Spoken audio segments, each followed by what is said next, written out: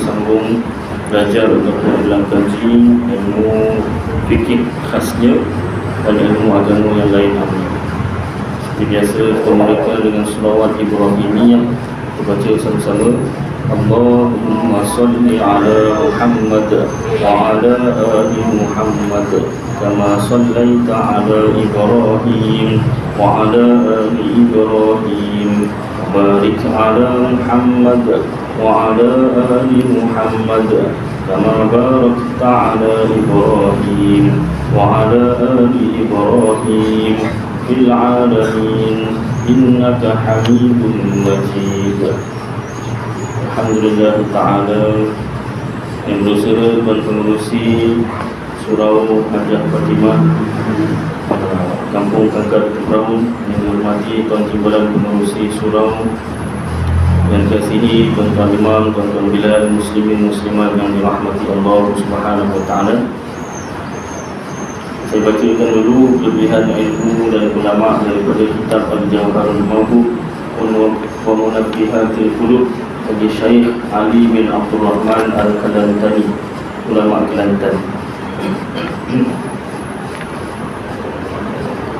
Dan sabda Nabi sallallahu alaihi wasallam, man intaqala yata'allama ilman ghufira lahu qabla an yakhtuwa. Artinya lebih kurang, barang siapa berpindah kerana belajar ilmu, yakni ilmu syar'i, ilmu syarah, diampun baginya dahulu daripada bahawa melangkah ia daripada tempatnya. Yang ini jika menghendaki dengan belajar itu bagi wajah Allah Ta'ala, yakni ikhlas. Wajah Allah dalam kitab tafsir maksudnya diri Allah, bagi diri Allah, yakni ikhlaslah. Dan sabda Nabi SAW, akrimul ulama'a fa innahum indallahi kurama'u makrumuna. Artinya lebih kurang, muliakan olehmu akan ulama, maka bahawasanya mereka itu pada Allah Ta'ala kemuliaan, lagi dimuliakan mereka itu, yakni pada malaikat dan lainnya. Dan riwayat daripada Abi Hurairah radhiyallahu anhu berkata, ia aku dengar Rasulullah sallallahu alaihi wasallam bersabda, kurang mafhumnya, apabila berkhabar-khabar orang alim pada majlisnya dengan ilmu, padahal tiada masuk akan dia main-main dan tiada sia-sia, nescaya menjadikan Allah Ta'ala daripada tiap-tiap kalimah yang keluar daripada mulutnya satu malaikat meminta ampun ia baginya dan bagi orang yang mendengar hingga hari kiamat. Qala Nabi sallallahu alaihi wasallam, man nadhara ila wajhil alimi nadratan fa fariha biha khalaqallahu min tilka nadrati malakan yastaghfiru lahu ila yaumil qiyamah. Dan sabda Nabi sallallahu alaihi wasallam ibrahim mafhumnya, barang siapa menilik kepada muka orang alim satu tilik, maka suka ia dengan tilik itu, nescaya menjadikan Allah Ta'ala daripada demikian tilik itu akan malaikat meminta ampun ia baginya hingga hari kiamat. Maka Nabi sallallahu alaihi wasallam, man akrama aliman faqad akramani, wa man akramani faqad akramallaha, faman akramallaha fama'wahum jannatu. Artinya, dan sabda Nabi SAW memang mafhumnya, barang siapa memuliakan orang yang alim, maka sesungguhnya memuliakan ia akan daku. Dan barang siapa memuliakan ia akan daku, maka sesungguhnya memuliakan ia akan Allah Ta'ala. Dan barang siapa memuliakan Allah, maka tempatnya syurga. Dan sabda Nabi SAW, naumul alimi afdalu min ibadatil jahili. Artinya lebih kurang, tidur orang alim itu afdal daripada ibadat orang jahil. Waqala Nabi SAW, man ta'allama baban minal ilmi ya'malu bihi aw lam ya'mal bihi kana afdalu min an yusalliya alfa rak'atin tatawwu'an. Dan sabda Nabi SAW, barang siapa belajar satu bab daripada ilmu, beramal dengan dia atau tiada beramal dengan dia adalah ia terlebih afdal daripada sembahyang sunat 1000 rakaat. Demikianlah beberapa hadis Nabi SAW dan kelebihan ilmu dan ulama. Mudah-mudahan dapat kita amalkan dan sampaikan insya-Allah. Mari kita sambung bacaan kitab Pinaman Penuntut pada menguraikan yang khusus pada ilmu fikih bagi Haji Abdul Ghani bin Al-Haji Akhir tinggal yang pertama ke surah 26. Sebab-sebab yang mewajibkan mandi. Ini kita ulang kaji. Apakah sebab-sebab yang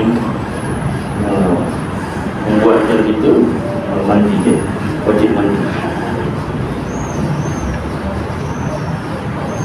Sebab-sebab yang mewajibkan mandi itu 6 perkara.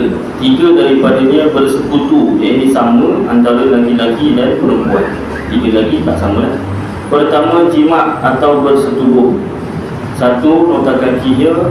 Sandarannya firman Tuhan atau dalilnya, A'udzu billahi minasyaitonir rajim. Bismillahirrahmanirrahim.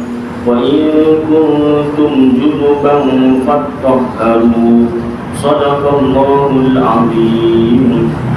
Kita sebutkan surah itu dalil wajibnya mandi.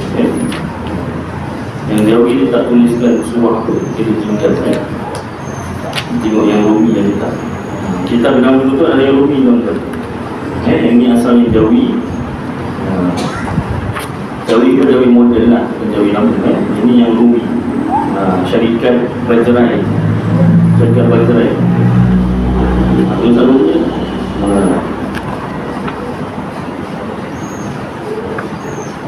Baik, kalau yang Rumi sama juga tersebut, tak tulis surah apa. Baiklah.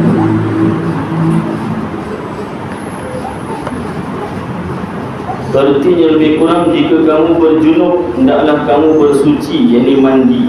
Tersebut dalam kitab Mujairimi. Mujairimi apa? Mujairimi Iqna'. Nama penuh dia Mujairimi Iqna'. Juzuk 1 muka surat 181. Mungkin dalam kitab Mujairimi Iqna' disebutkan surah apa, ayat berapa. Pertama, sebab mewajibkan mandi jima' atau bersetubuh. Iaitu apa dia bersetubuh? Iaitu memasukkan zakar ke dalam faraj atau dubur sampai ke dalam. Itu bagi laluan ada iklan.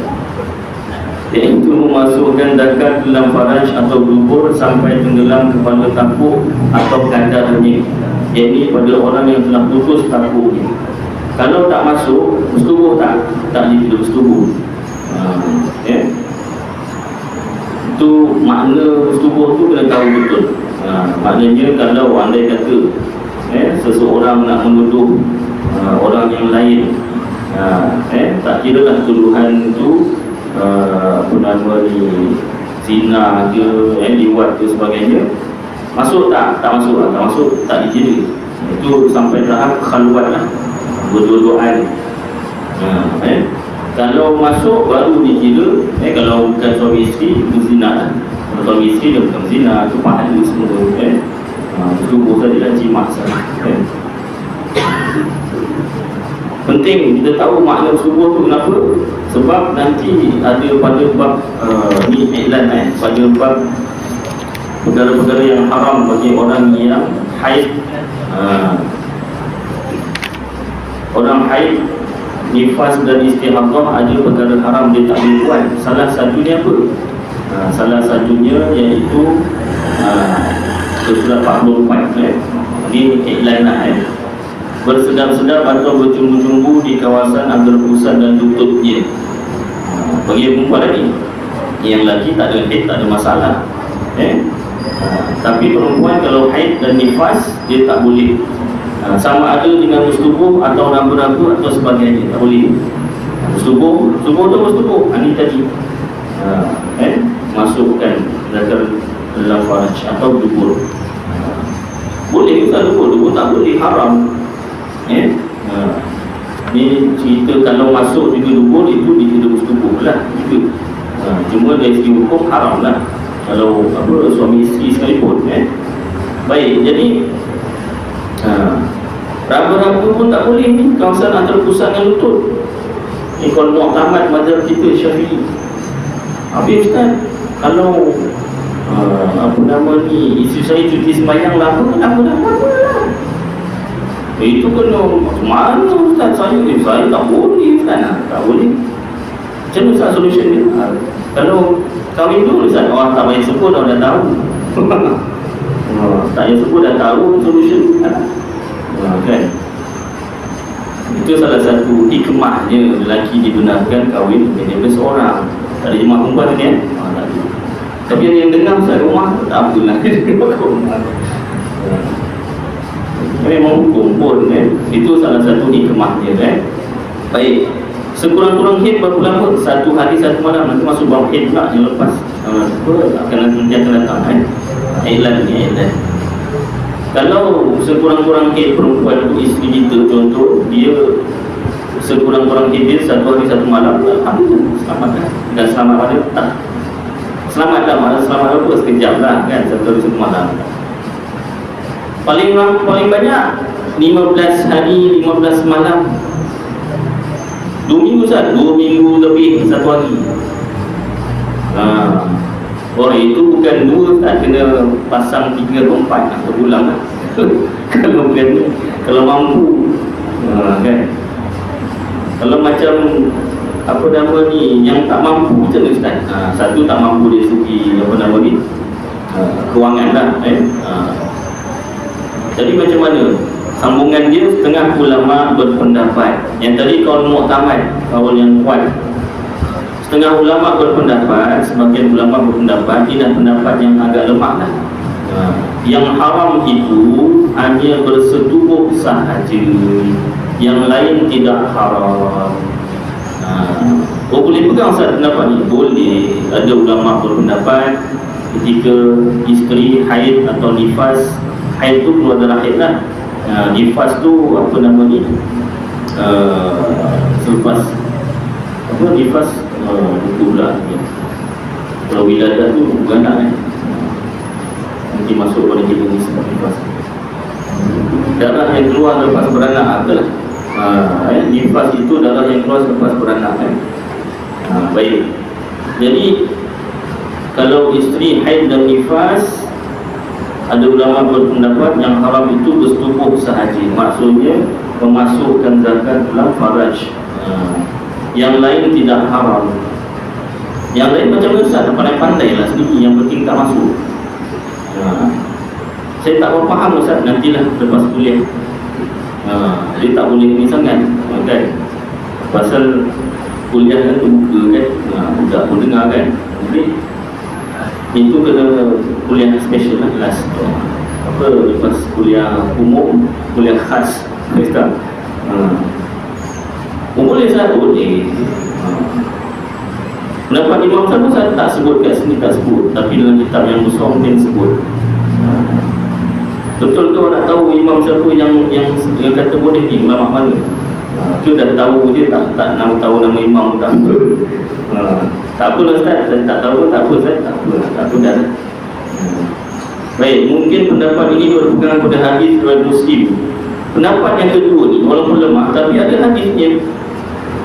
Isna'u kulla syai'in illa nikah. Artinya boleh buat semua perkara melainkan jima'. Nikahkan itu maknanya jima'. Jima' tu apa? Sebut dua apa? Masukkan tekan dalam Islam bernama faraj. Buat orang yang hendak bersedap-sedap dengan istrinya padahal ia sedang haid atau nifas, kenalah ia bersandar kepada pendapat ulama ini. Ada juga yang bertanya, ni cerita dia kenapa saya bangkitkan ni. Satu sebab dia ada dalam kitab lah. Yang kedua ada kes tuan-tuan, bercerai dia kerana si suami ni tak dapat lah, lama sangat. Si isteri dia pegang kaul mu'tamad. Kaul mu'tamad pegang imam. Isteri kata saya cuti sembahyang, jangan sentuh dia. Sentuh pun tak boleh. Orang kata antara pusat lutut, sentuh lain pusat lutut pun tak lagi gitu. Pasal apa saya tak boleh Ustaz? Saya kalau sentuh jadi jadi sentuh tak boleh. Ini bukan kalau mu'tamad tadi lah, atas dia mu'tamad. Jadi isterinya mungkin ataupun suami dia pun tak tahu ada kaul yang kedua atau kaul yang dhaif, tapi ada sandaran hadisnya, iaitu yang haram itu bersetubuh, lain dari bersetubuh tu tak haram. Maksudnya selain masukkan lah, maknanya tak lumur. Ada sampai situ je lah, pandai lah. Kan? Penting ilmu apa, walaupun ilmu ni satu ayat je, ayat itu satu je, tapi kalau tak tahu jadi cerai. Itu dah berlaku depan mata saya, memang macam tu. Benda kecil saya nampak tu pada kecil, tapi dia kerana situ suaminya macam tak puas hati lah. Kau aku hantu hantaran bukan sikit-sikit. Kan? Habis isterinya tu patut kan dengan kaul mu'tamad. Mungkin dia tak tahu yang kaul dhaif tu kan, yang suami dia pun tak tahu itu. Jadi dah masalah kat situ kan. Baik, itu iklannya, nanti sampai masuk tu ulang lagi. Baik, sambung. Jadi kalau jima atau bersetubuh, maka wajiblah mandi. Yang tadi sampai tenggelam kepala takut atau kadarnya. Kenapa kadarnya? Dia ni pada orang yang telah putus takut. Ada yang orang yang tak ada takut. Siapa Ustaz? Tak payah tanya lah. Macam mana? Macam-macam tak payah tanya. Macam-macam lah. Mungkin sejak lahir ke ataupun ada kemalangan ke kan. Tak tahu lah. Inilah maksud di setengah-setengah kitab mengatakan bertemu dua khitan. Dan kitab fikir yang lain sebut bertemu dua khitan. Dua khitan tu dua tempat potong. Maknanya apabila bertemu bekas potong bagi lelaki masa sunat tu, masa khatan, dengan bekas potong bagi perempuan, dhaiflah kepala takut itu dalam faraj. Dari itu jika digeser-geser saja belumlah wajib mandi. Orang kata baru permulaan tak wajib mandi lagi. Katalah dia apa nama ni, katalah contoh suami isteri kan, bangun-bangun baru nak ni lah, baru permulaan. Sekali bangun subuh, dah subuh dah, seminggu lah, seminggu masuk masjid, kan, seminggu surau, kan, mungkin dia imam kat surau tu, kat surau sini lain. Mungkin dia imam kat surau ni, subuh dah nanti lah. Habis macam mana mandi tak bang? Tak payah, itu dia tak, belum ni lagi. Lagi tak ada menuntut semua kan. Jadi mandi biasa, kalau nak mandi lah, kalau tak mandi dia sembahyang. Pasal yang fardu kifayah tu menunaikan fardu sembahyang solat fardu 5 waktu berjemaah, itu yang fardu kifayahnya. Mandi tak mandi tu tak diwajibkan. Tapi sunat mandi kalau berubah bau badan.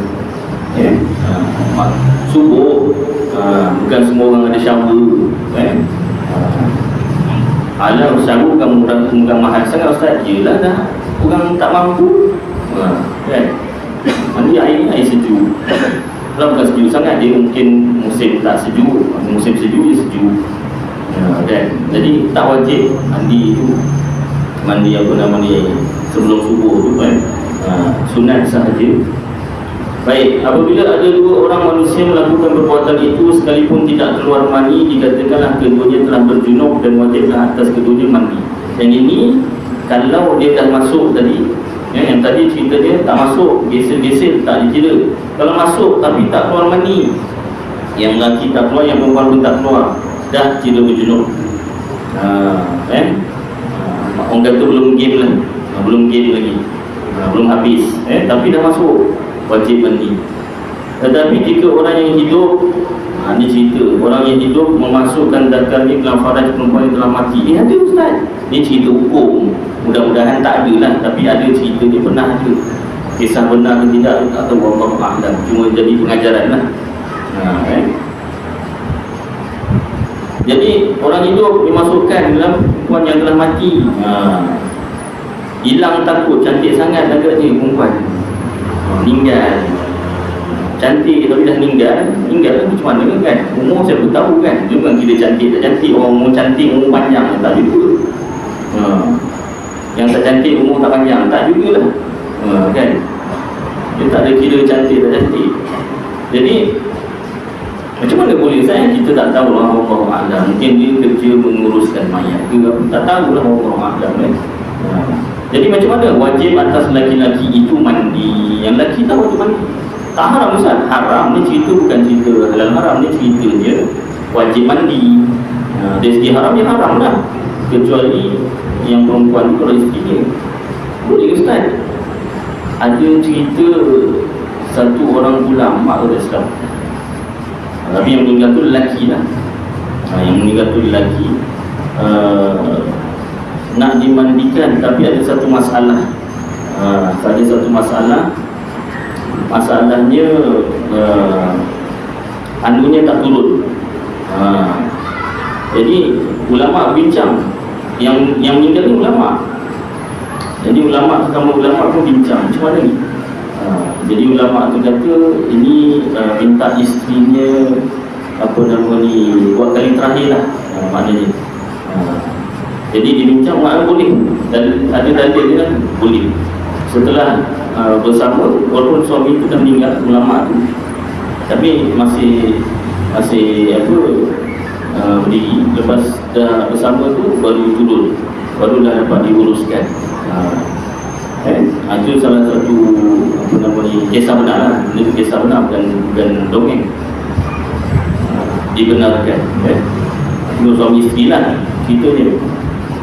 Baik, yang ini tak kira suami atau isteri, tapi wajib mandi. Tetapi tidak diulang mandi mayat. Yang perempuan tu kalau dah mandi mayat tak wajib diulang.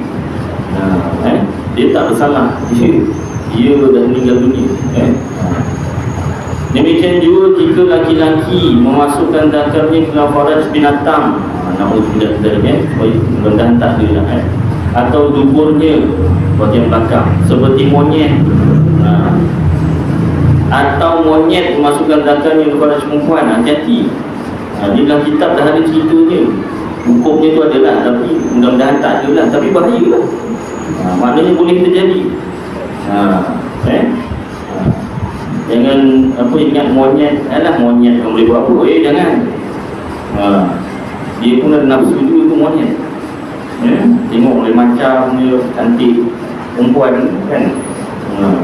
Monyet nafsu juga kan. Nescaya wajib mandi atas laki-laki dan perempuan itu, yang manusia lah. Yang binatang tu tak wajib. Binatang. Baik, itu yang pertama. Yang kedua, keluar mani daripada seseorang laki-laki atau perempuan, sama ada banyak atau sedikit, seperti satu titik, sama ada jaga atau tidur, ada nafsu, ini syahwat atau tidak. Satu nota kakinya bawah, sandarannya dalilnya hadis Muslim, innamal ma'u minal ma'i, artinya bahawa sesungguhnya wajib menggunakan air yang dimandi dengan sebab air, ini air mani. Sekiranya dia bangkit dari tidur, didapatinya ada air mani pada kainnya atau cadarnya, kain atau seluar ataupun cadar alas tilam, yang tak mungkin daripada orang lain, memang dia tidur seorang, memang dia punyalah, wajiblah atasnya mandi. Saya tak mimpi, tak kira mimpi tak. Allah tak betul tak mimpi. Jangan minta pula. Tetapi kalau syak ia 50-50, boleh jadi daripada dirinya atau daripada orang lain. Katalah umpama dia tidur berdua atas satu katil. Kenapa tidur berdua? Tak tahulah, takut ke apa kan. Tidur berdua, jadi tak tahu siapa punya. Nescaya sunat sahaja mandi. Sekiranya perempuan lepas jimat, tapi kalau apa nama ni dekat seluar CA, tak ada dekat seluar CB, confirm lah CA punya kan. Dia kalau atas cadar kan, tak tahu. Atas semua tak ada pula kesat, dah kering. Baik, sekiranya perempuan lepas jima dan lepas mandi tiba-tiba keluar mani suaminya yang telah ada dalam farajnya, jadilah wajib diulang mandi lagi. Dua nota kakinya. Inilah maksud cakap dalam Matlabul Badroin. Ini salah satu rujukan kitab Jawab Betul, kitab Matlabul Badroin, Majma'ul Bahrain. Jadi kita surga Mujuhur. Sekarang pakai balik dari semula. Fasal pada menyatakan wajib mandi, surat 20. Kedua, keluar mani daripada seorang awal keluarnya dengan tiada memasukkan nasyafahnya pada dapurnya. Jadi keluar mani yang pertama bukan keluar mani yang kedua macam perempuan itu tadi. Jadi tadi kalau perempuan Ketiga, sebab mewajibkan mandi mati. Yang ini apabila berlaku kematian seseorang wajiblah dimandikan. Bukan dia yang mandi. Pernah ke berlaku Ustaz mayat mandi sendiri? Ada, kisah benar. Ulama juga pencipta selawat Syifa, lupa nama dia. Dia waliullah, dia meninggal dunia, dia mandikan diri dia sendiri. Dia mandikan je lah, sembahyang bumi mulaikan. Baik, tiga sandarannya hadis al-muharrami alladhi waqasathu naqatuhu faqala siluhu bima'i wa sidrin. Bukhari dan Muslim. Ikna juzuk 1 muka surat 188. Ini rujukan kitab Arab. Jadi ikna artinya seseorang bernama Al-Muharram yang mati ditendang oleh untanya. Hati-hati tuan-tuan, bukan kuda dia boleh tendang, bukan lembu dia boleh tendang, unta. Lembu pun kena hati-hatilah masuk korban tu kan. Jangan kat belakang. Masa dia berdiri pun boleh kena tendang, masa dia baring pun boleh kena tendang. Hati-hati. Maka sabda Rasulullah SAW, hendaklah kamu memandikan dia dengan air dan daun bidara. Itu dalil wajib memandikan orang yang meninggal dunia. Kecuali orang itu mati syahid, tiadalah wajib dimandikan matinya, bahkan mayatnya, bahkan haram. Kalau bahasa Arab mayit, orang Arab sebut mayit, Melayu sebut mayat. Kalau orang Arab dia sebut mayat, kita tahu mayat. Orang mati syahid, ni syahid dunia lah, maknanya dia berperang sabilillah, macam dekat Gaza kan. Dia perang mempertahankan tanah air kan. Kalau syahid akhirat wajib mandi. Syahid akhirat macam mana? Contoh mati terbakar, mati lemas, mati kemalangan, mati yang sangat dahsyat, mati kemalangan itu wajib dimandikan lah. Ada lagi 3 sebab yang mewajibkan mandi khas, special kepada orang perempuan sahaja, iaitu keempat, disambunglah yang keempat, keluar darah haid daripada perempuan yang sampai umurnya 9 tahun. Yang kelima, keluar darah nifas. Ini paling muda lah, 9 tahun. Ada ke Ustaz orang keluar haid lebih dari 9 tahun? Ada. Ini saya pernah jumpa. Bukan mencari, benda tu maklumat sampailah. Dia keluar darah haid umur 18 tahun lepas SPM. Ada kan? Yang kelima, keluar darah nifas, iaitu darah yang keluar mengiringi beranak, melahirkan, kerana darah itu kumpulan daripada darah haid juga. Yang keenam, beranak. Jika keluar anak itu keadaannya basah. Kalau tak basah, maka di sisi kaul yang asah, pendapat yang kuat, wajib mandi juga. Manakala setengah ulama yang lain menyatakan tidak wajib mandi. Pendapat yang dhaif, tak wajib mandi. Baik, itu 6 perkara. 3 sama lelaki dan perempuan, 3 lagi khas untuk perempuan. Bila ada tanda-tanda salah satu daripada 6 ini, wajiblah mandi wajib. Fardu mandi hadas, ataupun mandi hadas. Fardu atau rukun mandi hadas 3 perkara, ada 3 sahaja. Pertama, niat, iaitu niat mengangkat hadas junub atau mengangkat hadas besar, atau niat mengharuskan fardu sembahyang, atau niat fardu mandi, atau menunaikan fardu mandi, atau mandi yang fardu, atau mandi yang wajib. Banyak je Ustaz, nak sebut semua ke? Tak, salah satu je. Ni nak cerita, kalau sebut yang lain-lain daripada yang asal boleh dibenarkan. Yang biasa kita belajar soal agama mengangkat hadas besar lah. Saja aku mengangkat hadas besar kerana Allah Ta'ala, itu yang afdal lah, yang paling panjang. Kalau apa saja mengangkat hadas besar saja pun boleh sah, tak sebut kerana Allah Ta'ala, sebab semua ibadat memanglah kerana Allah Ta'ala. Baik, sekiranya niat mandi sahaja, tiada madai. Tiada madai itu dalam ilmu fikir maksudnya tiada sah. Tak sah mandi wajib kalau tak sebut mandi wajib tu, mengangkat hadas besar tu, tak sebut tu tak sah. Saja mandi je, tak boleh. Apalagi kalau tak ada niat, kena ada niat. Perempuan yang haid dan yang nifas taklah niat mengangkat hadas haid atau nifas. Niat itu wajib disertakan tak kala mula membasuh anggota, supaya dikira basuh anggota itu. Bila nak mula niat, serentak.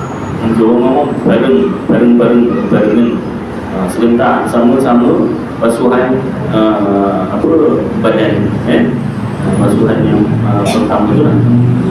Start nak basuh tu lah, start basuh tu lah niat. Maka sekiranya niat itu dimulakan selepas membasuh satu anggota, dia basuh dulu baru niat. Kenalah dibasuh semula anggota yang tiada berserta dengan niat, kena basuh balik. Itu rukun yang pertama, niat. Yang kedua, menghilangkan najis lebih dahulu jika ada pada badan, bagaimana diutarakan oleh Imam Rafi'i.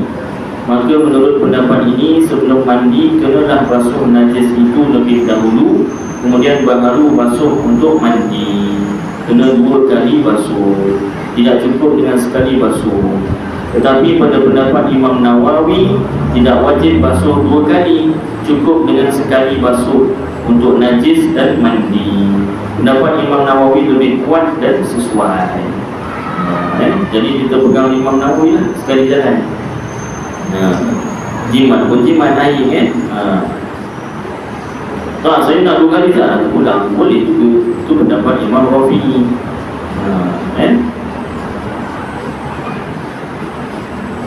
Perselisihan faham antara 2 pendapat ini. Kenapa perselisih pendapat, Ustaz? Kenapa tak sama-sama? Kenapa bergaduh? Dia tak bergaduh, dia pendapat masing-masing. Ulama punya pemahaman, dia layak memahami, menjatuhkan hukum tu dia layak kan. Macam saya ni tak layak. Saya ni wajib mengikut aja salah satu. Baik, perselisihan faham antara 2 pendapat ini. Kenapa? Ialah tentang masalah najis hukmi yang jadi ainnya. Adakah kenapa ni perselisihannya pada bab apa Pada najis hukmi yang jadi ainnya, yang tak nampak, benda najisnya tu tak nampak, atau yang ada air dan boleh hilang segala sifat-sifatnya dengan sekali basuh, ataupun najisnya nampak tapi boleh hilang dengan sekali basuh. Adapun kalau ada airnya, kalau nampak najisnya, bau, rasa, warna, dan tidak boleh hilang sifat-sifatnya dengan sekali basuh, tak hilang, tiadalah khilaf, tak ada perselisihan pendapat. Imam Rafi'i dan Imam Nawawi kata sama, iaitu melainkan wajib dibasuh lebih dahulu hingga hilang segala sifat-sifat itu, hilang bau, rasa, warna. Yang berselisih pendapat tu dari segi najis hukmi. Najis yang dah tak nampak, asalnya benda tu kena najis pada kita tu, tapi dah hilang. Sama ada hilang dengan sebab lama, dah hilang bau, rasa, warna, ataupun dah tanggal ke, macam mana, dah kering ke, kering tanggal. Itu najis hukmi, Kalau melekat tak boleh hilang dengan sekali basuh, wajiblah basuh dulu. Baik, rukun atau fardu yang ketiga, meratakan air pada kulit, rambut dan bulu-bulu seluruh badan. Kulit, rambut dan bulu-bulu seluruh badan. Ya, bulu kening, bulu misai, janggut, bulu ketiak, bulu ari-ari, Kulitlah semua kulit. Tiada beza antara yang jarang dan yang lebat. Saya janggut tebal, Ustaz, lebat, tak kira. Lebat tu jarang kena sampaikan. Saya rambut saya lebat, tadi janggut lebat, ini rambut lebat, tak kira, kena juga sampaikan. Semuanya dikehendakkan air sampai rata, luar dan dalam. Rambut yang ditocang, diikat atau yang disanggul, ikat juga lah. Jika tidak sampai air ke dalamnya, wajiblah dirombak tocang atau sanggul itu, wajib buka lah kalau air tak sampai. dan rambut yang bersimpul dengan sendiri, keriting.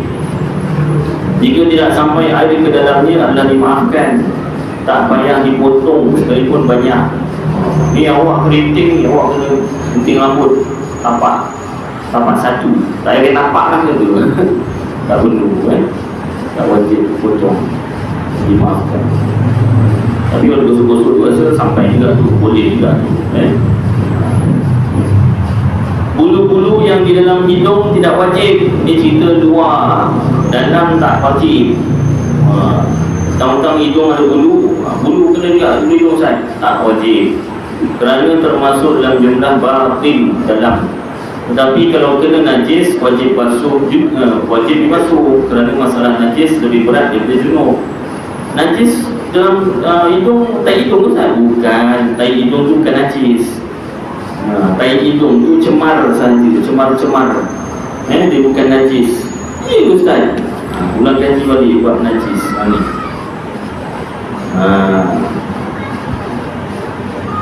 Ni najis cara mencinya, dia buat najis.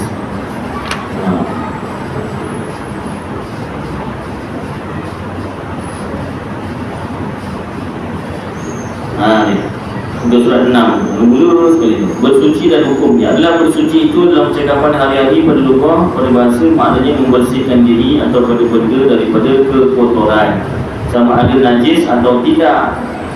Seperti contoh yang tidak najis seperti air ludah, ingus dan lain-lain. Mana dia tak hidung, hidung tu lebih ingus lah. Iyalah, dah kering, nama dia tak hidung. Basah, ingus. Oh, itu tak iyalah. Jadi yang dia katakan najis kena dekat bulu hidung ni, najis betul. Contoh air kencing ke, tai ke, najis lah. Memang najis betul, tak cicak ke, tak sendiri ke kan. Itu memang najis betul. Itu yang wajib basuh. Kalau tai hidung tu bukan najis kan, yang salah faham. Sebab tu kalau orang sembahyang selesema meleleh aja, macam mana cara nak sembahyang kalau macam tu? Sembahyang je lah, sedut lah.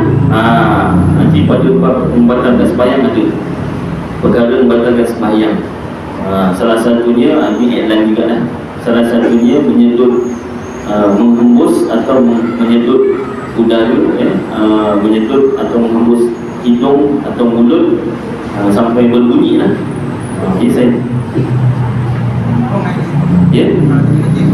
tai kurung aja lah. Kering.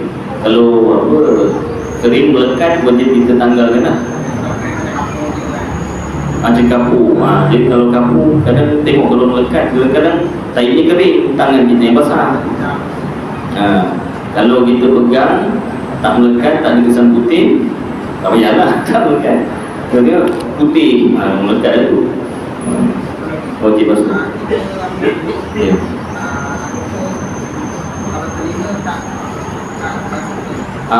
Ambil wudu kalau tak basuh telinga, sah. Sebab telinga sunat sahaja, tapi rugilah. Sebab senang je kan basuh telinga. Dia letak telinga.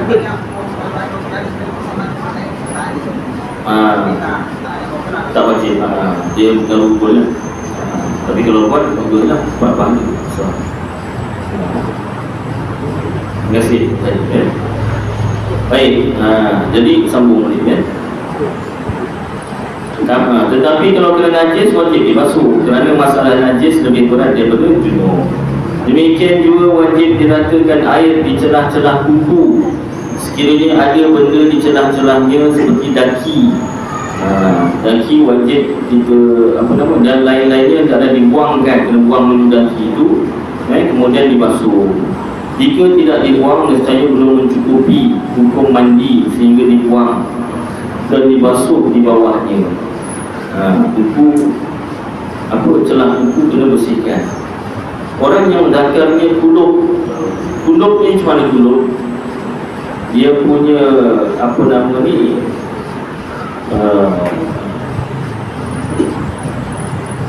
tak sunat kan? Tak sunat. Belum khitan kan, dia punya kepala takut tu dalam kulit. wajib menyampaikan air di bawah mulutnya. Sakit Ustaz, tak apa tak senang. Apa nama ni ya, kenalah sunat kan. Tak sampai tak sah. Dan orang perempuan wajib membasuh bibir parasnya yang terbuka, tak kena duduk, bertinggung atau mencampur, kerana kedua-duanya itu dianggap juga anggota yang lahir. Ini panjang sikit uraiannya, kita akan sambung ke datang insyaAllah Maisyak dari majlis ni. Jadi kita dapat sambung Maisyak, jadi kita berhenti di sini. Ini kita akan sambung insyaAllah. Mudah-mudahan apa yang kita dengar dan baca jadi manfaat untuk isteri dan tuan-tuan, mudah-mudahan dapat kita amalkan dan sampaikan insyaAllah. Aku qauli hadza wa astaghfirullahal-azim li wa lakum wa lisa'iril muslimin wal muslimat wal mu'minin wal mu'minat astaghfiruhu wa yaqul mustaghfirin wa yarja'ul karim. Sallallahu tabaraka wa ta'ala ala khairi khalqi sayyidina maulana Muhammad wa ala alihi wa sahbihi wa baraka wa sallam. Subhana rabbika rabbil izzati amma yasifun wa salamun ala al-mursalin walhamdulillahi rabbil alamin. Taqabbalallahu minkum.